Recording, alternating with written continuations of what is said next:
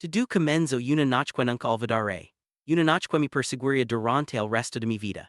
To me una decisión que sabía que era imprudent, egoísta y imperdonable. Me acosté con mi ex. No se trataba de amor, no realmente. Era una mezcla de nostalgia, tentación y debilidad.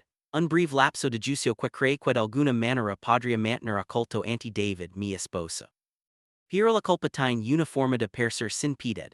Cuando regresé a casa mi estómago se anudaba de miedo, mis pensamientos se aceleraban imaginando confrontaciones y consecuencias. Lo que no sabía era que David y lo sabía, y lo que me esperaba no era nada pero lo que hubiera pedido prepararme. Cuando entré por la puerta, esperando en ojo gritos o lágrimas, me encontré con una cama escalofriante. David estaba sentado en la mesa de la cocina, tomando su café tranquilamente. Un periódico estaba abierto frente a él. Levanta la vista asintió una vez y dijo, necesitamos hablar. Su voz era tranquila controlada casi indiferente, y me asustó mucho más de lo que cualquier estilo furioso jamás podría haberlo hecho. Esa como me apretó el pecho, mi corazón latiendo confusa contra mis costillas. Supe al instante que esto era serio y que su compostura contenía una tormenta mucho más fuerte que el enojo.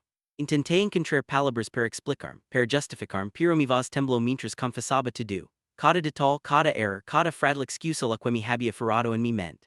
El escucho sin mover, sin hablar, permitiendo que mi confusión se derramara sin interrupción. Cada palabra se sentía más pesada que la anterior. Cada admisión talaba otra fractura en el frágil puente entre nosotros. Había esperado gritos, acusaciones, tal vez lágrimas. En cambio, su silencio era ensordecedor, un claro recordatorio de que la cama pude correr más profundamente que la rabia. Finalmente, dejó su taza de café y me miró con ojos que parecían ver directamente a través de mi alma.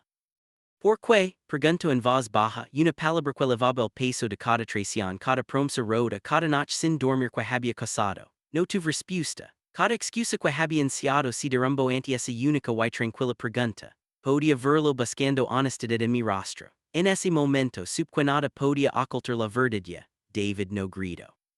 No se eligió, ni siquiera levantó la voz. En cambio habló con una autoridad tranquila. Dijo que esperaba que entendiera las consecuencias de mis acciones. La confianza me dijo no es algo que puedas recuperar una vez que se ha ido. El peso de sus palabras golpeó más fuerte que cualquier explosión de enojo.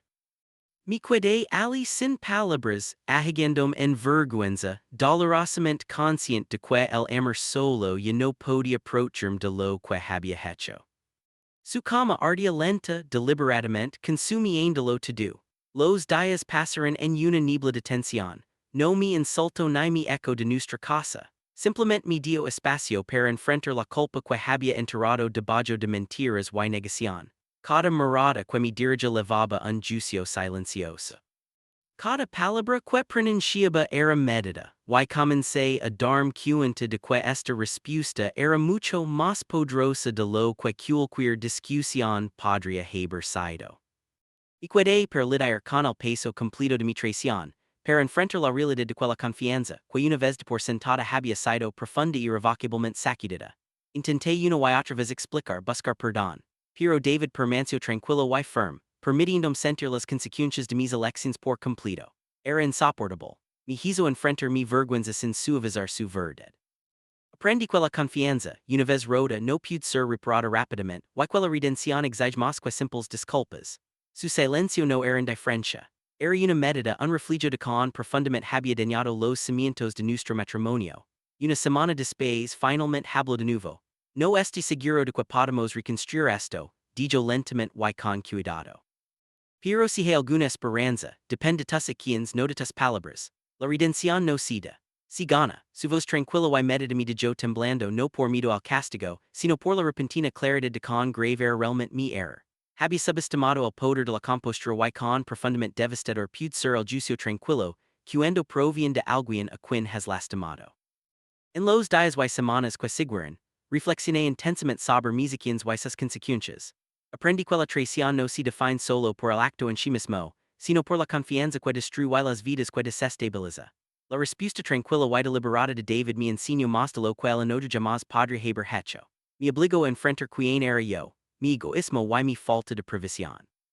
Llegué a entender que el amor sin respeto y responsabilidad es frágil y que la confianza una vez rota, debe reconstruirse lenta y dolorosamente si es que puede reconstruirse.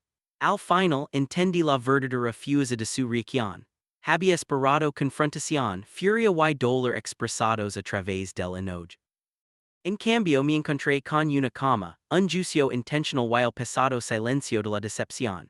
Hizo mi dejó completamente sin palabras obligándome a enfrentar el peso total de mi traición. En ese silencio la lección finalmente se asentó. Las acciones tienen consecuencias. La confianza es sagrada, y a veces las reacciones más poderosas no son las más ruidosas. Son las más tranquilas, dejando al culpable sentar solo con el peso de sus errores.